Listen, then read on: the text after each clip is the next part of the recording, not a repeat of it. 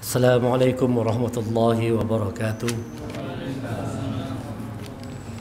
Bapak-bapak jemaah rahimakumullah, bersama-sama kita buka pertemuan pada malam hari ini dengan membacakan basmalah. Bismillahirrahmanirrahim.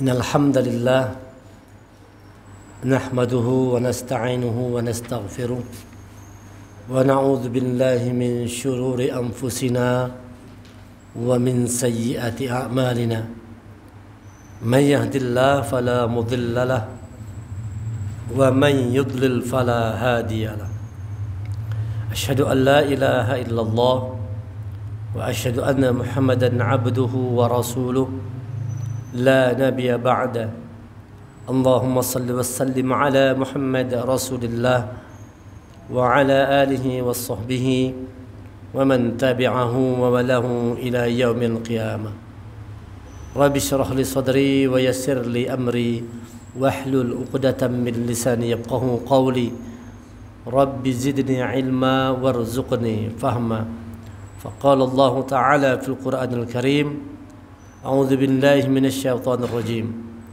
يا أيها الذين آمنوا اتقوا الله حق تقاته wala tamutunna illa wa antum muslimun. Wahai orang yang beriman, bertakwa kepada Allah dengan hak, dengan benar, dan jangan kalian mati kecuali dalam keadaan sebagai seorang yang berserah diri kepada Allah, sebagai seorang muslim. Ya ayuhan nasu taqu rabbakum alladhi khalaqakum min nafsin wahidah wa khalaqa minha zawjaha وبث منهما رجالا كثيرا ونساء واتقوا الله الذي تساءلون به والأرحم إن الله كان عليكم رقيبا يا أيها الذين آمنوا اتقوا الله وقولوا قولا سديدا يصلح لكم أعمالكم ويغفر لكم ذنوبكم ومن يطع الله ورسوله فقد فاز فوزا عظيما. الحمد لله.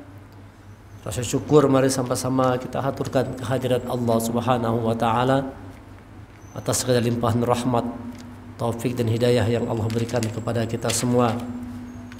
Salawat dan salam semoga senantiasa tercurah kepada Nabi kita Nabi Muhammad sallallahu alaihi wasallam beserta kerabat, sahabat dan pengikut beliau hingga akhir zaman. Pada pertemuan minggu yang lalu kita kaji tentang makna dibalik nama surah Al-Fatihah. Surah Al-Fatihah berasal dari kata-kata fataha, Fatihah, yang artinya pembuka, membuka. Kalau disebut dia membuka, berarti ada sesuatu yang tertutup yang harus kita buka. Pembukaan. Kata-kata Fatihah juga berarti adalah pemenang. Inna fatahna laka fatham mubina. Sungguh telah diberikan kepadamu kemenangan yang nyata. Nah, jadi kata-kata Fatihah itu artinya pembukaan. Kata-kata Fatihah juga artinya kemenangan. Artinya siapa orang yang mampu membuka sesuatu yang tertutup dalam dirinya, dia akan menjadi orang yang menang. Kemudian kata-kata Fatihah juga diartikan penakluk. Maka kita kenal ada istilah Fathul Makkah, penaklukan kota Makkah. Yang mampu membuka, yang mampu menaklukkan kota Mekah Rasulullah. Nah, orang yang mampu menaklukkan ini, orang yang mampu membuka, yang menjadi pemenang, disebut dengan namanya Al-Fatih. Maka ada kita kenal Muhammad Al-Fatih. Nah, karena dia adalah orang yang mampu menaklukkan Konstantinopel. Kata-kata Al-Fatih itu sudah menjadi bahasa Indonesia, Fatih Gajah Mada. Mereka disebut Fatih Gajah Mada karena dia adalah orang yang mampu membuka, menaklukkan, pemenang, memenangkan satu pertempuran dari satu pertempuran, mampu menaklukkan negara-negara, negeri-negeri lewat kepemimpinan Fatih Gajah Mada. Itu arti dari kata-kata Fatahah yang artinya tiga, bisa pembukaan, bisa pemenang, bisa penakluk. Surah Al-Fatihah ini dia merupakan rukun di dalam sholat. Nah, ini bukan main-main. Jadi tentu ini mengandung satu pesan penting. Mengapa dari 6.236 ayat Al-Quran, 114 surah Al-Quran ini surah Al-Fatihah yang dijadikan rukun dalam sholat itu. Kalau kita tidak baca sholat, tidak baca Fatihah, tidak sah sholat kita. Tidak ada rukunnya, tidak sempurna. Al-Fatihah menjadi rukun di dalam sholat. Menjadi awal surah Al-Quran juga adalah surah Al-Fatihah. Padahal yang pertama turun adalah surah Al-Alaq, Iqra bismi rabbikal ladzi khalaq. Tetapi Allah menjadikan surah Al-Fatihah ini menjadi pembuka, surah pembuka di dalam Al-Quran, karena sesuai dengan namanya, pembukaan. Maka Al-Fatihah itu menjadi pembuka dari isi Al-Quran sebagai petunjuk Allah. Itu namanya Al-Fatihah, dia pembuka. Apa yang harus dibuka, apa yang mesti dibuka itu adalah hati kita. Jadi hati kita barangkali tertutup, karena dunia ini akan menutup hati. Allah katakan dalam Al-Quran, siapa orang yang cinta terhadap dunia, itu bisa menyebabkan hati seseorang menjadi tertutup. Sebagaimana Allah nukilkan dalam surah An-Nahl, surah yang ke-16 ayat 107 dan ayat 108. A'udzu billahi minasyaitonir rajim. Dzalika bi annahu mustahabbul hayatad dunya 'alal akhirah wa anna Allah la yahdil qaumal kafirin. Yang demikian itu disebabkan karena mereka lebih mencintai kehidupan dunia daripada akhirat. Dan Allah tidak memberi petunjuk kepada kaum yang kafir. Jadi dalam pandangan Allah, orang-orang yang lebih cinta terhadap dunia daripada akhirat itu dicap sebagai orang yang kafir. Kafir itu tertutup artinya. Tercover, tertutup. Makanya kalau orang Bahari kan kopor. Karena dia penutup. Masuk barang ditutup di situ. Kalau orang bertinju namanya double cover. Nah, dia membuat perlindungan. Kata-kata kafaro itu artinya tertutup. Tertutupnya hati seseorang. Lalu dikatakan sebagai ingkar. Karena kalau sudah orang tertutup hati, pasti mengingkari kebenaran. Tertutup. Jadi orang-orang yang lebih cinta dunia daripada akhirat, kata Allah, wa anallahu la yahdil qaumal kafirin, dan sesungguhnya Allah tidak memberi petunjuk kepada orang-orang yang ingkar terhadap orang-orang yang tertutup hatinya ini. Ulaika alladzina taba'allahu ala qulubihim wa sam'ihim wa absarihim wa ulaika humul ghafilun. Lanjutannya An-Nahl 108. Mereka itulah orang yang hati, pendengaran dan penglihatannya telah dikunci oleh Allah. Mereka itulah orang-orang yang lalai. Jadi orang-orang yang lebih cinta dunia daripada akhirat itu adalah orang-orang yang telah dikunci hatinya oleh Allah. Kalau kita tuh lebih mengutamakan dunia dalam hidup ini, itu tanda hati terkunci. Orang yang lebih mengutamakan dunia, kata Allah, dikunci hatinya, ditutup telinganya, dikasih risyawah, tutupan di penglihatannya, lalu dia tidak bisa lagi melihat, mendengar, tidak bisa lagi. Summun bukmun umyum fahum la yarji'un. Tuli, bisu, buta, mereka tidak bisa kembali kepada Allah. Tertutup hati, pendengaran mata kita karena cinta terhadap dunia. Maka perlu dibuka. Maka kita perlu membuka hati kita ini. Nah, Al-Fatihah ini adalah membuka. Karena kenapa hati perlu dibuka? Supaya kita bisa berhubungan dengan Allah dengan baik. Jadi kalau orang hati terbuka, pendengarannya terbuka, matanya terbuka melihat kebenaran, dia bisa memahami apa yang menjadi kehendak Allah atas dirinya. Itulah dikatakan sebagai orang-orang yang mendapatkan petunjuk Allah. Mendapat petunjuk Allah. Makanya ketika kita sholat, dia menjadi rukun. Karena dia merupakan kunci pembuka untuk kita melakukan hubungan kepada Allah. Sholat itu adalah media kita berhubungan kepada Allah.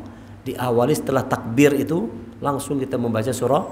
Setelah niat, takbir, langsung kita membaca surah Al-Fatihah. Rukun dalam sholat tadi kan. Kalau doa kita kan sunnah dibacakan. Tapi kalau kita niat, takbir, kemudian kita membaca Al-Fatihah, rukun dari sholat. Setelah kita berniat semata-mata karena Allah, kita nyatakan Allahu Akbar, Allah yang maha besar, kita kecil, kita rendah di hadapan Allah. Setelah itu buka hati pikiran kita untuk bisa berhubungan dengan Allah. Al-Fatihah ini membuka hati pikiran kita. Maka dikatakan surah Al-Fatihah ini kalau disimpulkan kata ulama Quran 30 juz ini 114 surah ini disimpulkan dia menjadi satu surah, yaitu surah Al-Fatihah. Maka dia dikatakan sebagai ummul kitab. Induknya kitab. Ummul kitab Al-Fatihah ini dia adalah induknya, dia adalah ibunya. Jadi seluruh surah dalam Quran ini termaktub di dalam surah Al-Fatihah. Karena Al-Fatihah adalah induk. Kan kalau misalnya ada dengan istilah kapal induk. Kalau kapal perang, kapal induk itu semuanya masuk ke situ. Dalam kapal itu ada kolam renangnya. Pesawat bisa singgah situ. Semua masuk dalam kapal induk. Seluruh surah Al-Quran ini termaktub semuanya itu di dalam surah Al-Fatihah. 7 ayat ini merangkum isi daripada Al-Quran ini. Luar biasa. Maka dia pantas dijadikan sebagai rukun di dalam sholat. Pantas Al-Fatihah dijadikan sebagai surah pembuka dari isi Al-Quran ini. Supaya untuk kita bisa masuk kepada petunjuk Allah, buka dulu diri kita. Al-Fatihah. Buka hati, buka pikiran. Untuk bisa menerima petunjuk Allah itu membuka hati pikiran. Jangan kita biarkan tertutup hati kita. Buka pikiran kita semua. Itu kemarin yang kita pelajari dari nama Al-Fatihah itu. Malam hari ini kita lanjutkan dengan judul Ihdinas Siratal Mustaqim. Dari ayat 6 surah Al-Fatihah. Ihdinas Siratal Mustaqim, tunjukilah kami jalan yang lurus. Setiap hari paling tidak itu minimal 17 kali sehari kita minta kepada Allah, Ihdinas Siratal Mustaqim, tunjukkan kami jalan yang lurus. Berikan kami hidayah, ihdina, tunjuki kami, berikan kami hidayah, berikan kami petunjuk kepada jalan yang lurus. Lalu pertanyaan sekarang, jalan yang lurus itu yang mana jalannya? Mana jalan yang lurus itu? Ada sebagian kita beranggapan selama ini yang namanya Ihdinas Siratal Mustaqim itu adalah jembatan. Siratal Mustaqim itu titian rambut di belah 7. Itu yang sering kita dengar kan. Apa itu Siratal Mustaqim? Titian rambut di belah 7. Pin bayangkan kayak apa? Rambut itu sudah halus, di belah 7 lagi. Nah, kira-kira ini bisa diterima kadangnya. Begitu yang kita pahami selama ini. Siratal Mustaqim orang menganggap itu adalah rambut di belah 7. Padahal Quran mengatakan yang namanya Siratal Mustaqim itu adalah Al-Quran ini. Al-Quran inilah Siratal Mustaqim. Jadi kalau ada kalimatnya ihdina, tunjuk ke kami Siratal Mustaqim, artinya bagaimana Quran yang kita baca bisa menjadi petunjuk buat kita. Supaya setiap kita membaca Quran jadi petunjuk. Karena tidak semua orang yang membaca Al-Quran itu dapat petunjuk. Tidak semua orang yang membaca Quran dapat petunjuk. Ada orang yang membaca Quran yang didapat bukan petunjuk, bahkan bertambah kafir, bahkan bertambah sesat, bahkan bertambah ingkar kepada Allah. Ada orang-orang yang membaca Quran tidak dapat petunjuk.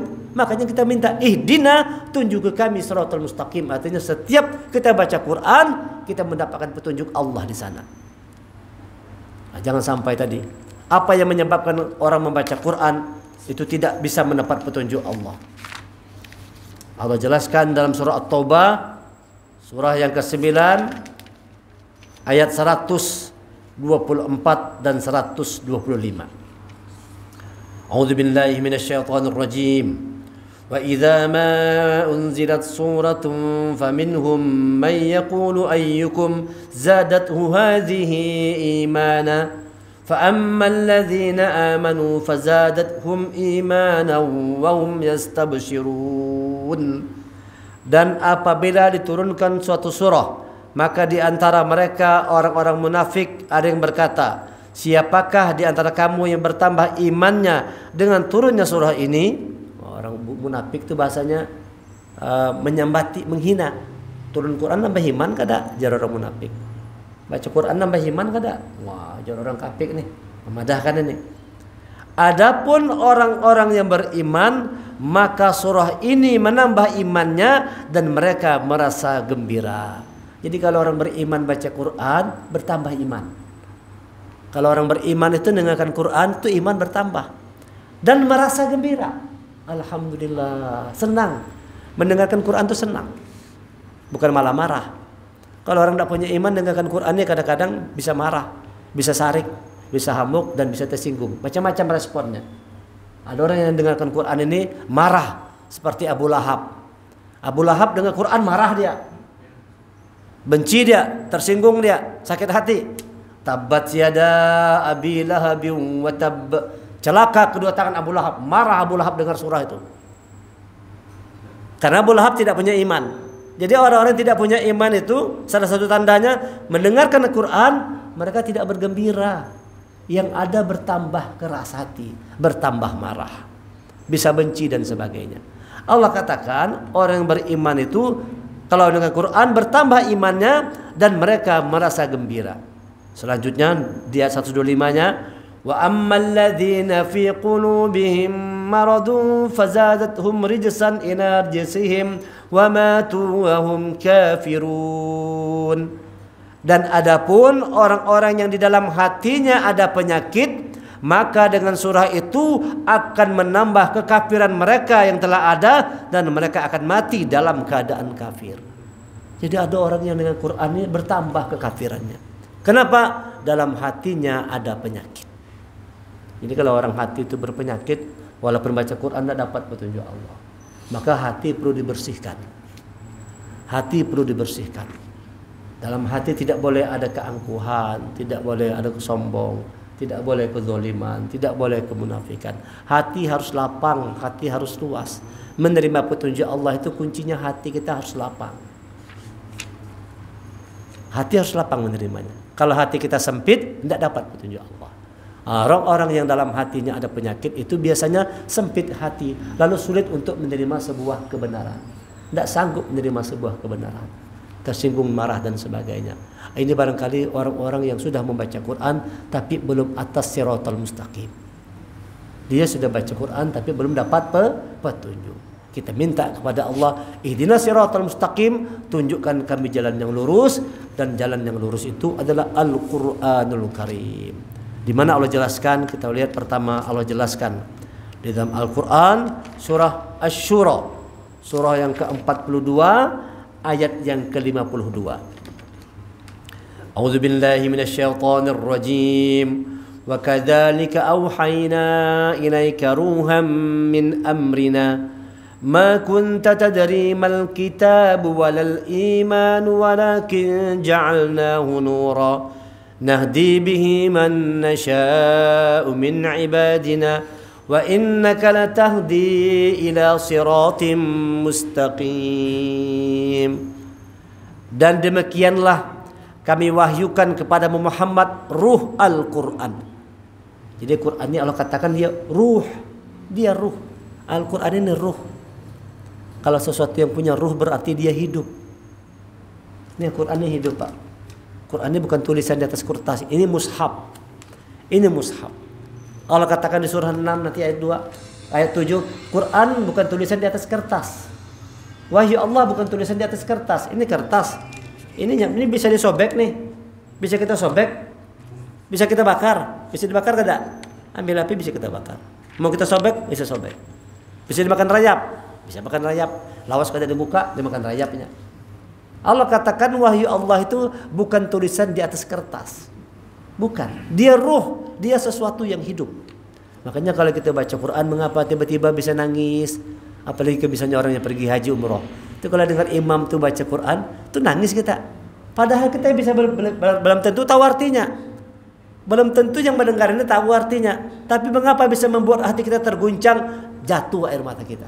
Karena Allah katakan wa kadzalika auhayna ilaika ruham min amrina. Diturunkan Quran itu ruh Quran atas diri kita dengan petunjuk Allah. Qurannya ada ruh di dalamnya. Maka kita bisa berdialog. Kita bisa berkomunikasi karena kita juga punya ruh.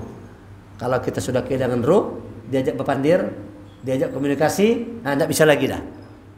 Tidak bisa lagi komunikasi. Tetapi kalau sama-sama punya ruh, kita bisa berdialog. Kita bisa berhubungan, kita bisa melakukan komunikasi karena sama-sama punya ruh. Al-Quran itu ada ruh di dalamnya, manusia juga punya ruh di dalamnya. Di Quran ada ruhnya. Maka jangan dianggap sepele Quran ini. Biasakan. Nah, tinggal sekarang bagaimana ruh kita tuh bisa aktif. Caranya sering-seringlah berinteraksi dengan Al-Quran. Sering-sering berinteraksi dengan Al-Quran.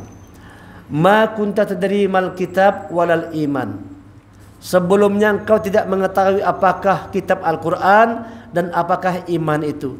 Kalau tidak ada Quran ini, tidak ada ruh Quran, Nabi Muhammad tidak tahu apa itu Al-Quran, apa itu iman. Kita semua ini tidak tahu apa itu iman. Kalau tidak ada Al-Quran, tidak mengerti apa itu iman. Kalau ada orang merasa beriman tapi tidak mau baca Quran, itu dipertanyakan imannya. Ada orang mengaku beriman tapi tidak mau baca Quran. Ada orang mengaku beriman tapi tidak mau belajar Al-Quran. Salah satu tanda orang yang beriman kepada Al-Quran itu dia mesti bisa baca Quran. Ini berulang kali ulun jelaskan ini. Ulun ulang-ulang supaya kita tergugah hati untuk mempelajari Quran lebih sungguh-sungguh lagi. Allah katakan alladzina atainahumul kitaba yatsunahu haqqa tilawati ulaika yu'minuna bih. Surah Al-Baqarah 121. Adapun orang-orang yang telah kami datangkan kitab Al-Quran kepada mereka, mereka itu membaca Quran dengan hak. Benar baca Qurannya, benar tajwidnya bujur, panjang pendeknya bujur, huruf-hurufnya bujur, sifat hurufnya bujur. Benar membaca Qurannya itu hak baca Qurannya, ulaika yu'minuna bih. Mereka itulah orang yang beriman kepadanya. Itu orang yang beriman. Tadi Nabi Muhammad tidak tahu apa ini Al-Quran, tidak tahu apa itu iman, walakin ja'alnahu nura, tetapi kami jadikan Quran itu sebagai cahaya. Cahaya berarti dia menerangi. Kita dalam gelap, hati kita gelap, jiwa kita gelap, pikiran kita gelap, turun Quran untuk menerangi.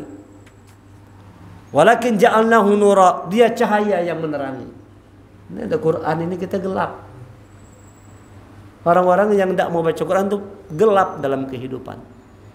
Nah, cuman merasa banyak orang-orang yang sudah seperti itu, merasa dalam petunjuk Allah, merasa sudah baik. Sudahlah, kada perlu mengaji, yang penting jadi orang baik. Ada ungkapan begitu tuh. Kada apa-apa juga kada mengaji, kada bisa mengaji, kada apa-apa juga, yang penting jadi orang baik. Tidak apa-apa juga kada baca Quran, kada wajib juga. Kalau yang wajib itu sholat, baca Quran kada wajib. Itu gara-gara tidak pernah membaca Quran. Siapa yang bilang baca Quran kada wajib? Allah katakan dalam surah 28:85 wajib. Innalladzi farada 'alaikal Qur'an. Diwajibkan atasmu Al-Quran. Diwajibkan. Wajib. Jangan bilang cuma sholat aja wajib. Ada orang beranggapan begitu. Baca Quran itu tidak wajib. Yang wajib sholat. Sudahlah sholat aja lah. Kan dalam sholat sudah baca Quran juga. Nah, ini perkataan-perkataan yang digelincirkan oleh syaitan. Lalu orang menganggap itu baik aja, benar aja. Lalu Quran tidak pernah disentuhnya sepanjang hidup. Na'udzubillah. Padahal kata Allah, siapa orang yang berpaling dari Quran, wa may yashu an dzikrir rahman nuqayyid lahu syaitanan fa lahu qarin. Siapa orang yang berpaling dari Quran, kami biarkan setan menyesatkannya. Dan setan itu sebagai teman karibnya. Wa innahum layasuddunahum anis sabil wa yasabuna annahum muhtadun. Dan sesungguhnya mereka setan-setan itu membuat manusia seolah-olah merasa mendapat petunjuk Allah, padahal mereka dalam kesesatan. Itu gawin setan tuh. Ikam bujur aja, pas pendapat ikam itu bagus saja. Kalau asal baca Quran, sholat aja cukup sudah, pas saja sudah. Yang penting jadi orang baik. Bagaimana mau jadi orang baik kalau buku petunjuk tidak pernah dibaca? Nah, ini kata setan tuh, ikam bagus saja, pas saja sudah bersama petunjuk Allah. Ini kerjaan setan itu menjauhkan manusia dari petunjuk Al-Quran ini. Maka orang dalam keadaan gelap, dalam keadaan zulumat. Maka keadaan zulumat gelap. Zaman dulu jahiliyah itu zaman kegelapan, zaman kebodohan. Maka Allah turunkan Quran itu sebagai ruh dan nur, dua Quran, ruh dan nur. Walakin ja'alnahu nura, kami turunkan Quran itu sebagai cahaya dalam kehidupan kita ini, supaya jangan tersesat. Nahdi bihim man nasya min ibadina, dan dengan itu, ingat tuh, dan dengan itu apa? Dengan Al-Quran. Dan dengan itu Al-Quran kami memberi petunjuk kepada siapa yang kami dikehendaki di antara hamba-hamba kami. Jadi Allah itu memberi petunjuk dengan media Al-Quran ini. Kalau medianya tidak pernah dibuka, bagaimana dapat petunjuk Allah? Kalau Quran tidak pernah dipahami, bagaimana mau mendapat petunjuk Allah? Hanya merasa sudah dapat petunjuk padahal sesat. Siapa yang tidak baca Quran itu dalam kesesatan. Siapa yang mengatakannya? Allah yang menerangkannya. Dalam surah 43 ayat 36 ayat 37 Allah biarkan setan menyesatkannya. Ini Allah yang mengatakan yang tidak mau memahami Quran itu disesatkan oleh setan. Afala yatadabbarunal Qur'an am ala qulubin aqfaluha? Apakah kalian tidak memahami Al-Qur'an atau hati kalian sudah terkunci? Allah mengunci hati orang-orang yang tidak mau memperhatikan Al-Qur'an sebagai petunjuk Allah. Mulailah memperbaiki diri itu dengan memperhatikan Al-Qur'an, harusnya di sana. Allah dan Rasulnya itu mengajarkan Al-Qur'an. Ar-Rahman 'allamal Qur'an. Allah yang Maha Pengasih, Dia yang mengajarkan Al-Quran. Allah tuh mengajarkan Quran, tidak mengajarkan yang lainnya. Rasulullah itu mengajarkan Al-Quran, tidak mengajarkan yang lainnya. Banyak manusia meninggalkan Al-Quran, sibuk mempelajari berbagai macam pengetahuan, lupa mempelajari Al-Quran. Pokoknya tidak boleh belajar pengetahuan apa aja boleh dipelajari, tetapi pelajari Al-Quran lebih dulu supaya kita tetap dibimbing oleh Allah. Karena kata Allah, Allah memberi petunjuk kepada kita dengan Al-Quran. Dengan Al-Quran itu Allah membimbing, memberikan petunjuk kepada dirimu. Wa innaka latahdi ila siratim mustaqim, dan sungguh engkau benar-benar ada di jalan yang lurus. Ini Quran, inilah jalan yang lurus. Siapa orang yang betul-betul dia belajar Quran, dia dengar, dia baca, dia pahami, dia amalkan Al-Quran, dia hafalkan Al-Quran, berarti dia ada di jalan yang benar, di jalan yang lurus. Siapa yang menerangkannya? Allah yang mengatakan Quran ini, wa innaka latahdi ila siratim mustaqim, dia ada di jalan yang lurus. Coba lihat Quran, lengkap Quran ini. Berita apa aja ada di sini. Kenapa tidak kita pelajari dengan sungguh-sungguh Al-Quran? Luangkan waktu kita, kawan-kawan sekalian, luangkan waktu kita untuk setiap hari buka Al-Quran, kita baca Quran, tadabbur Al-Quran, hayati, renungkan ayat-ayatnya, biar satu ayat pahami, direnungkan ayatnya. Kalau tidak paham bisa ditanyakan, diskusi dengan orang-orang yang paham, dengan orang-orang yang mengerti. Buka Quran, pahami Quran, jangan sampai hati kita dikunci oleh Allah karena tidak ada usaha untuk memahami petunjuk Allah ini. Ihdinas siratal mustaqim, tunjuk ke kami jalan yang lurus. Di balik kata-kata itu, firman Allah itu tersirat, disuruh kita untuk serius membaca Quran, temukan petunjuk Allah di dalam Al-Quran, agar setiap ayat yang kita baca itu menjadi petunjuk buat diri kita, bukan cuma sekedar bahan bacaan, tapi betul-betul menjadi hudan. Dzalikal kitabul la raiba fi huda, dia petunjuk. Hudal lil muttaqin, ini kitab Al-Quran tidak ada keraguan di dalamnya. Huda, dia petunjuk, lil muttaqin, bagi orang-orang yang takwa. Kalau kita mau jadi orang yang takwa, jadikan Quran sebagai petunjuk dalam kehidupan.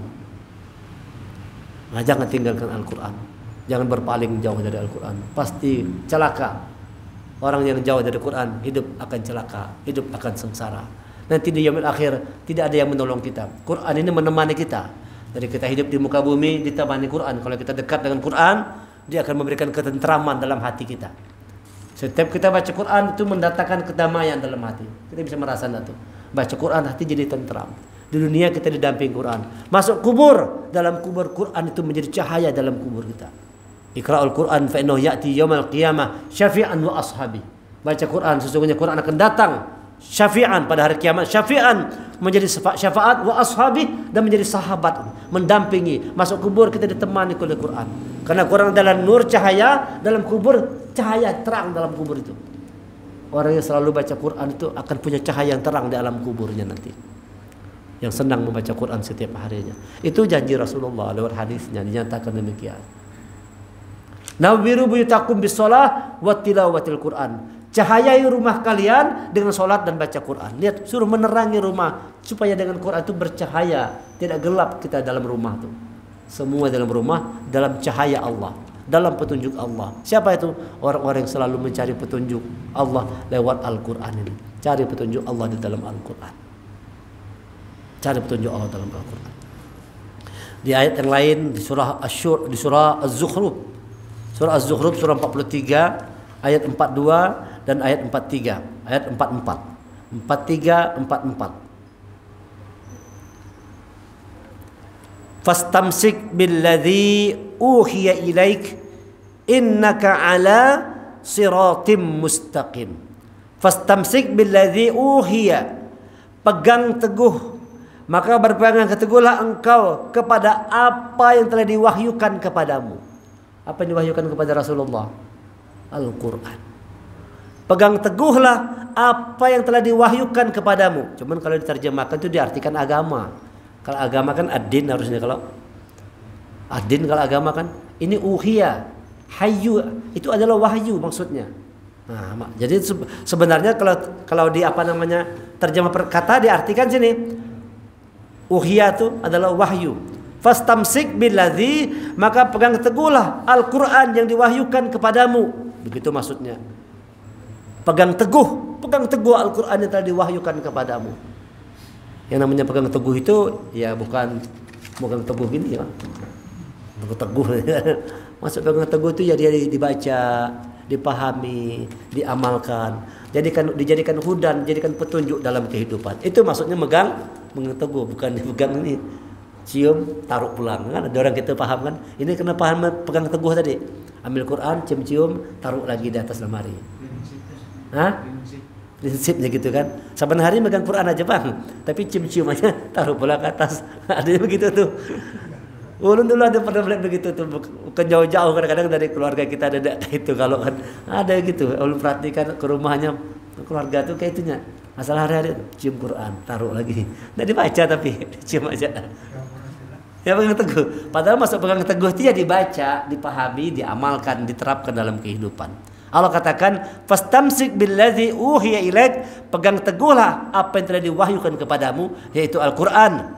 Innaka ala siratim mustaqim, sesungguhnya engkau atas jalan yang lurus. Jelas sekali. Jadi kalau kita mau tahu siapa orang di jalan yang lurus, orang yang memegang teguh Al-Quran sebagai petunjuk Allah, itu orang yang di jalan yang lurus. Itulah orang jalan lurus. Itulah dia siratim mustaqim, jalan petunjuk kehidupan kita. Al-Quran ini membimbing kita agar selalu ada di jalan yang lurus. Quran ini. Wa innahu ladzikrul laka wa liqaumik wa sawfa tus'alun. Dan sungguh Al-Quran itu benar-benar suatu peringatan bagimu dan bagi kaummu, dan kelak kamu akan diminta pertanggungjawaban. Di Quran ini menuntut tanggung jawab. Kalau kita mati nanti Quran menuntut tanggung jawab. Hei si fulan, kenapa dulu aku tidak pernah kau baca di dunia? Menuntut tanggung jawab. Kenapa aku tidak pernah dibaca? Kenapa aku jarang dibaca? Kenapa cuma baca seminggu sekali aja baca? Kenapa baca cuma setahun sekali? Kenapa khatam Quran cuma setahun sekali aja? Kenapa kada saban bulan khatam Quran? Kenapa cuma sebulan sekali, setahun sekali aja? Pas bulan puasa aja. Khatam Quran. Imbah tuh bang, habis. Kada khatam lagi. Baca Quran. Setiap hari usahakan jangan pernah kita tinggalkan Quran. Karena Al-Quran itu Allah katakan dialah petunjuk jalan yang lurus. Wa innaka la tahdi ila siratim mustaqim. Harusnya orang serius belajar Quran. Sekarang Quran ditinggalkan. Orang tinggal Quran sibuk belajar macam-macam. Ya kan? Ini kan kitabullah. Orang tinggal ke kitabullah, belajar kitab hijau, coklat, merah, kuning. Kitabullah tidak dibaca. Masya Allah. Banyak orang-orang yang ulun datang ke sekolah lu tes melamar pekerjaan, mau jadi guru segala macam. Dan ulun pasti uji baca Quran dulu. Banyak anak pondok tuh baca Quran kada lancar banyak. Kada ulun terima tuh dari pondok A, B, C, D. Suruh coba baca Quran. Jangan suruh menghafal, suruh baca aja. Masya Allah. Huruf sin dibacanya shin, huruf shin dibacanya sod. Padahal ini anak pondok nih. Berapa tahun di pondok ya ulun? 9 tahun ya. Dalam hati ulun belajar apa di pondok 9 tahun? Mengaji aja tidak beres mesti. Ngapain di pondok lama-lama itu? Itu tadi. Tapi kalau baca yang kitab lain, jago dia. Wah, wah jago baca kitab. Jago dia baca. Nah, kan? Dan itu tanda orang dianggap orang berilmu itu begitu. Kalau di dunia pesantren kan yang dianggap orang berilmu itu orangnya punya kemampuan baca kitab kuning, kitab kundul, coklat, biru. Kalau Al-Quran siapa orang yang berilmu? Siapa orang berilmu? Quran mengatakan. Ini wahyu Allah. Surah 22 ayat 52. Mudah mengingatnya. 22 52. Ya.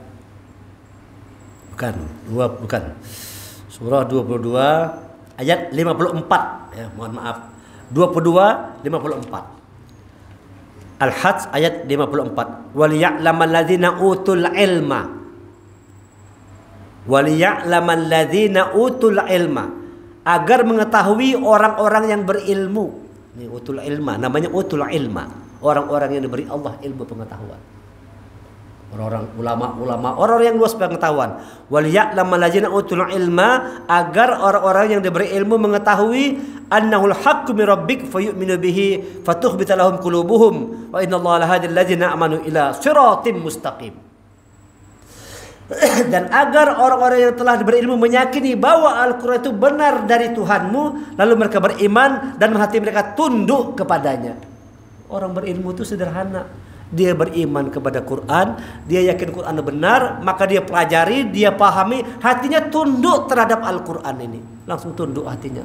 Shadaqallahul azim, benar engkau ya Allah.